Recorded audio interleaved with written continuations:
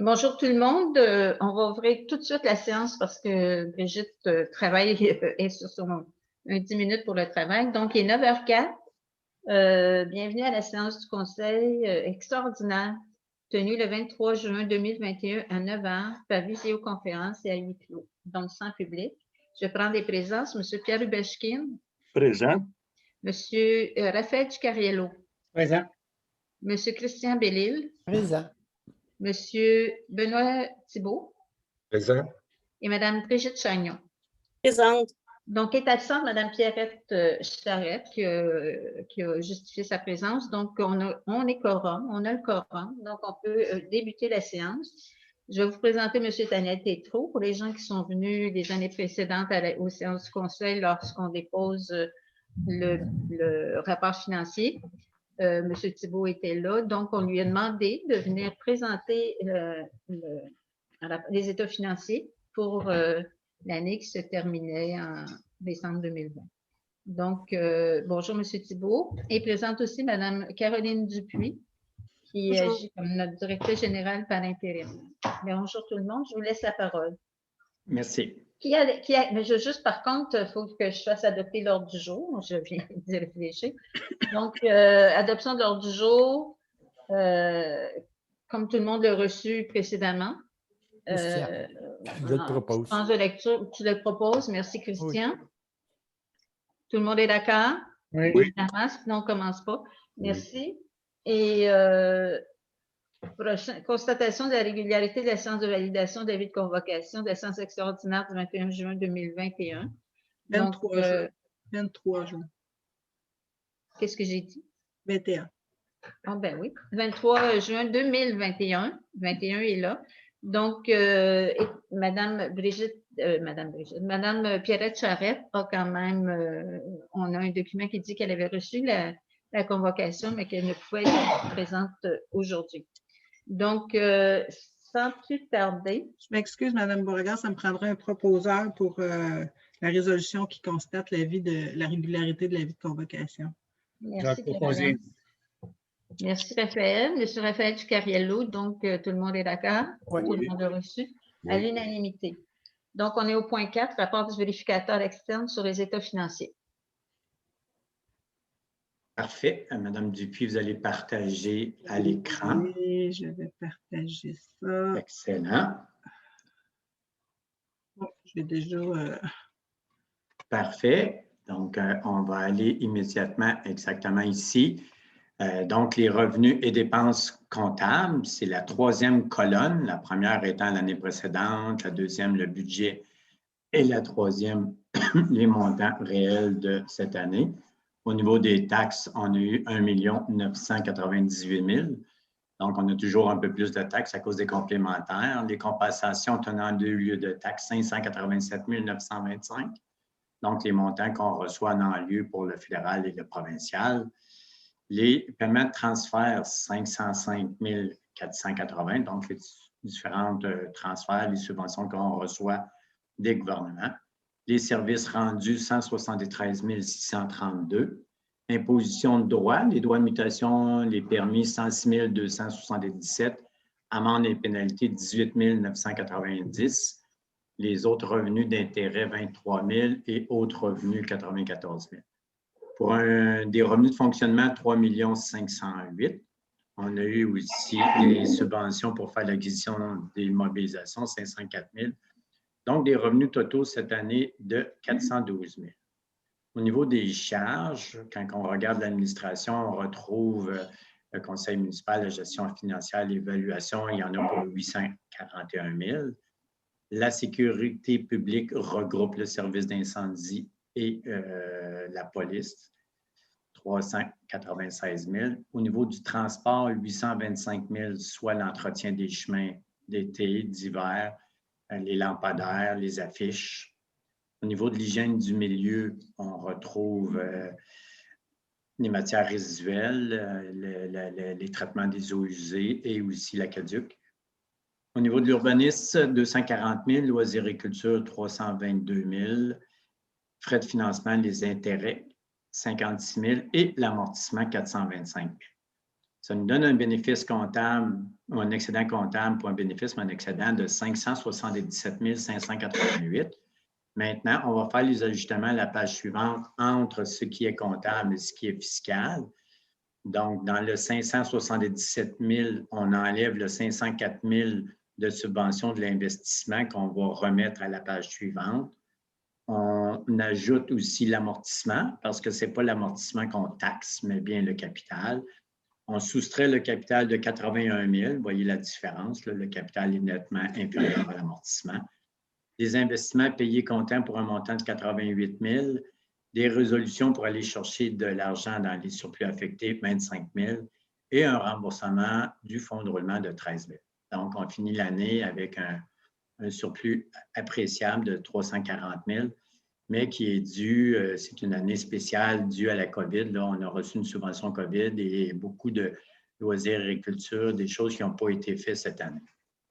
La page suivante, les investissements qui ont été réalisés cette année, il y a eu des subventions pour 504 000, dans l'administration générale, des investissements de 13 000, dans le transport, tout près de 587 000, l'hygiène du milieu, 34 000, au niveau des loisirs et culture, 109 000. Donc, des investissements en immobilisation de 745 000. À la page suivante, on retrouve l'état de la situation financière. Oh, pardon. Oui. Donc, au 31 décembre, toujours cette fois-ci, c'est la deuxième colonne. Il y avait de l'encaisse pour 975 000, des comptes à recevoir 663 000, donc des actifs financiers 1 638 000, des comptes à payer 534 000, des revenus rapportés 12 000 et la dette 325 000. Des actifs financiers de 766 000, c'est un chiffre quand même porteur. Donc, on a de l'argent, des liquidités pour faire face à l'avenir, pour pouvoir investir dans des investissements. La majorité des municipalités plus grandes sont en dette nette. Donc, il va falloir qu'ils taxent dans le futur pour aller dans les investissements. Ici, c'est le contraire, on a un coussin. Les immobilisations des actifs non financiers au coût amorti, 6 592 000. Stock de fournitures et autres, des petits montants, donc des actifs financiers total de 6 613 000. Les montants dans l'excédent, donc l'excédent de fonctionnement non affecté, 716 000, affecté 103 000, et des réserves financières, fonds réservés, 292 000. On va voir le détail un peu plus loin. Donc, ces trois chiffres-là sont importants parce que ça constitue des crédits disponibles pour prendre des décisions.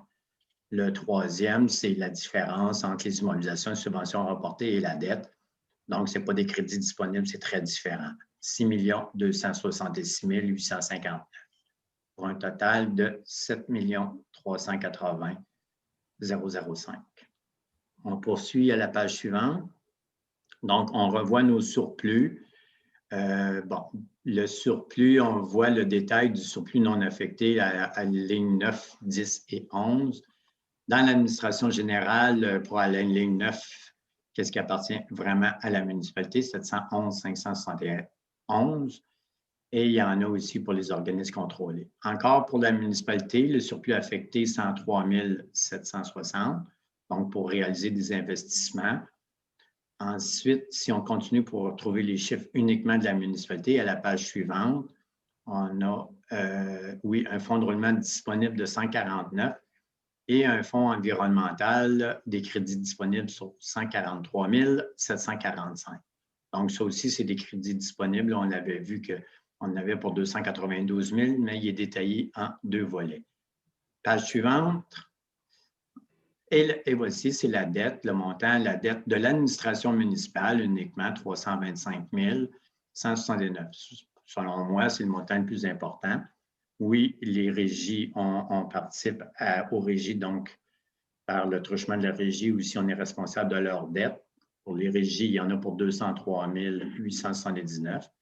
Et également, on participe à la dette de la MRC pour 406 000. Et aussi un autre montant pour la dette de l'AGLO, 127 737. La dette de l'AGLO est présentement en processus. Il y a des discussions pour l'abolir, donc on verra ce qui va arriver avec la dette de l'AGLO aux prochains états financiers. Donc, Madame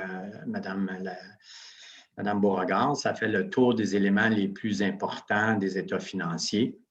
Donc, en résumé, une bonne santé financière, des crédits disponibles pour faire face à l'avenir.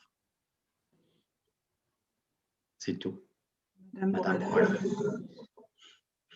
Merci beaucoup, M. Tétrault. Est-ce que les conseillers présents ont des questions par rapport au budget, aux états financiers?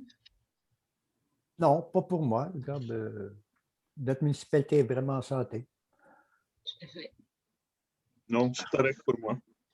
On a des bons fonds Exact. et on a peu de dettes. Donc, Exactement. donc on peut dire effectivement qu'on peut voir l'avenir de mon côté. Je suis contente. C'est mon dernier mandat, donc on ne pourra pas dire qu'on a, on a perdu des plumes le temps de mes deux mandats. Donc, merci, M. Thibault. On vous pour l'inviter. Tétrault. C'est pas grave. Thibault, t'es trop, on se comprend, Madame Beauregard. C'est fini en haut. C'est ça, c'est ça. Donc, merci beaucoup. Merci et bonne fin de réunion. Merci, Merci à monsieur. vous. Merci, Au Daniel. revoir. Merci. Donc, c'est un dépôt. Oui. Vous voulez que je procède à la lecture des considérants? Tout à fait. Donc, considérant que l'article 176.1 du Code municipal exige que le rapport du vérificateur externe soit déposé lors d'une séance du conseil municipal, considérant que les élus ont pris connaissance du rapport financier et des rapports présentés par le vérificateur externe, M. Daniel Tétrault, CPA, et qu'ils sont représentatifs de la réalité financière de la municipalité. Qui propose? Christian. Monsieur Raphaël Ducariello, tout le monde est d'accord? Oui. Oui. Donc, à l'unanimité de déposer le rapport du vérificateur externe sur les états financiers 2020. Donc, on est rendu à l'autre dépôt du rapport de la mairesse sur les faits saillants des états financiers 2020. Donc, depuis quelques années, le rapport de la mairesse doit se faire à l'été, à cette période-ci. Donc, je vais demander une dispense de lecture parce que le rapport de la mairesse, vous allez le retrouver dans le bulletin municipal dans son intégrité. Et vous pourrez aussi le voir sur le site Internet de la municipalité.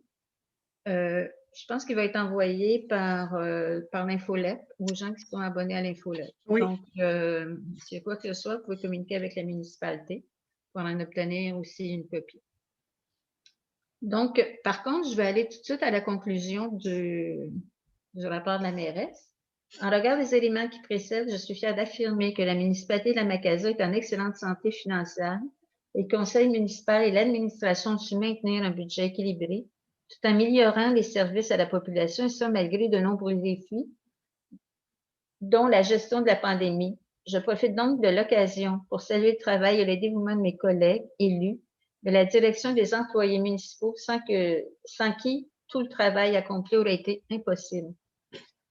Bon, je termine en disant que vous pouvez prendre connaissance du rapport financier complet de la municipalité, incluant celui de l'agglomération de Rivière-Rouge, accessible dans les prochains jours sur le web du MAMACH, donc du ministère des Affaires municipales et de l'Habitation, sur l'onglet Documents financiers, au lien suivant, donc www.mamach.gouv.qc.ca, répertoire des municipalités municipales. Donc, on est rendu... est-ce qu'on doit passer aussi une résolution pour le rapport de la Non, mairesse? c'est un dépôt. Non, tu as un dépôt, hein, c'est ça. Parfait. Donc, on est déjà rendu à la levée de l'Assemblée. Merci à tout le monde d'être là. Merci pour le bon travail accompli encore une fois. Il est 9h18. Qui propose de lever l'Assemblée? Pierre? Merci, Pierre. Oui. On est d'accord? Oui. Oui. Donc, à l'unanimité à 9h18. Merci et bonne journée. Bonne journée.